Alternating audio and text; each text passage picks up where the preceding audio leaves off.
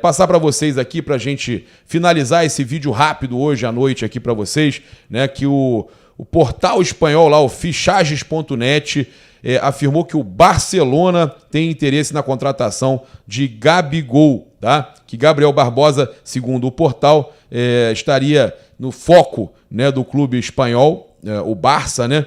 E eles estariam dispostos a investir no Gabi, e caso a negociação com o Robert Lewandowski não seja concretizada, o nome do Gabigol é o que está na pauta, é o nome que interessa para eles. O Fichages.net também afirma que o Barça sabe que a negociação será difícil, mas está disposto a desembolsar até 30 milhões de euros, cerca de 160 milhões de reais, para fechar o negócio.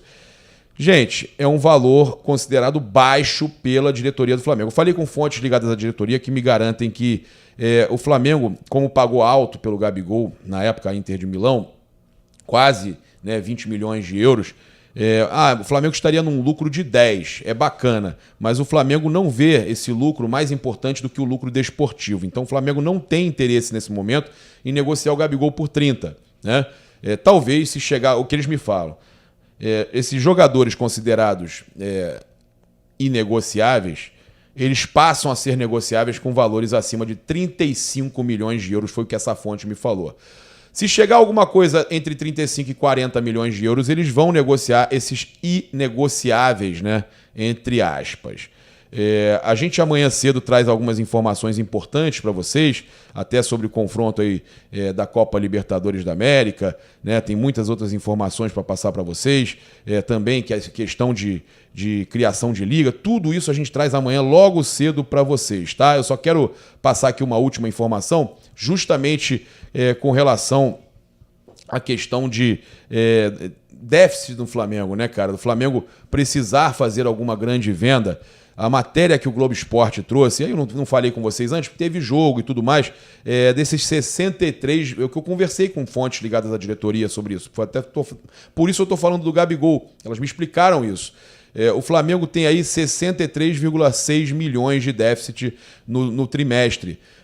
Mas aí o diretor falou aí ao Globo Esporte que não preocupa de forma alguma. Então, o que eu te falo? Torcedor do Flamengo. O Flamengo teve menos premiações por causa dos títulos que o Flamengo deixou de conquistar. Tudo isso pesa. Mas essas premiações, a maior parte dela vai para... eles distribuem entre os jogadores, comissão técnica. Não, beleza, mas sobra muita coisa. Então, o Flamengo não teve premiações.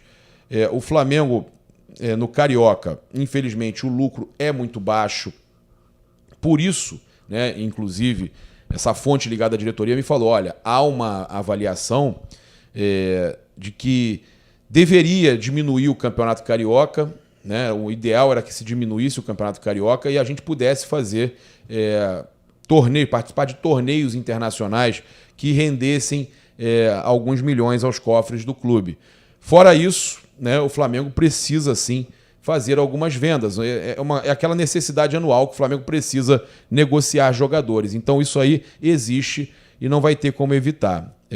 O resultado ainda foi amenizado por uma arrecadação de 59 milhões, como eu estou falando, olha aí, com a venda de atletas, e de 23,4 milhões com receitas do dia de jogo, né?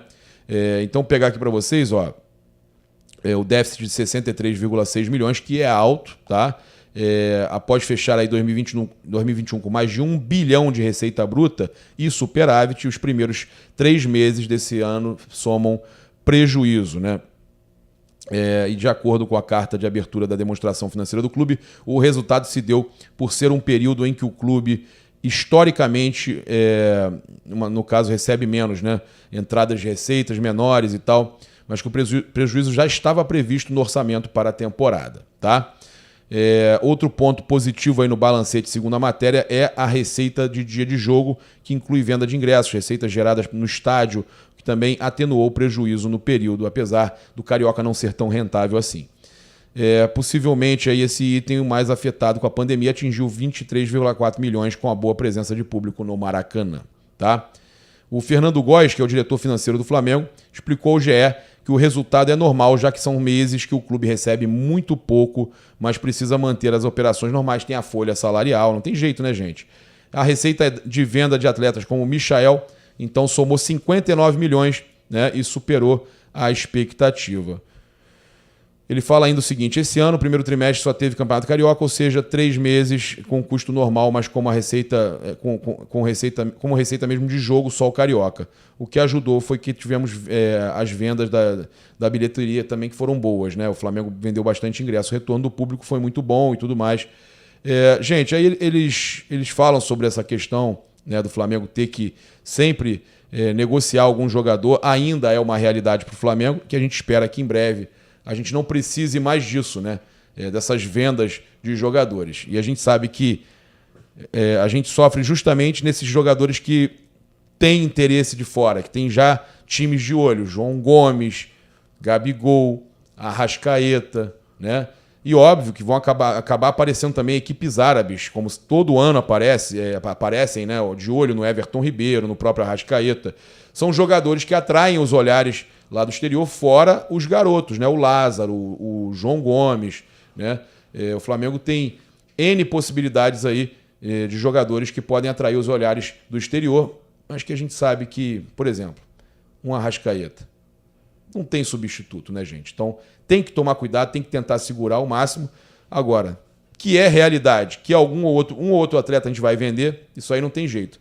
É uma tônica, é a realidade, não tem como a gente evitar.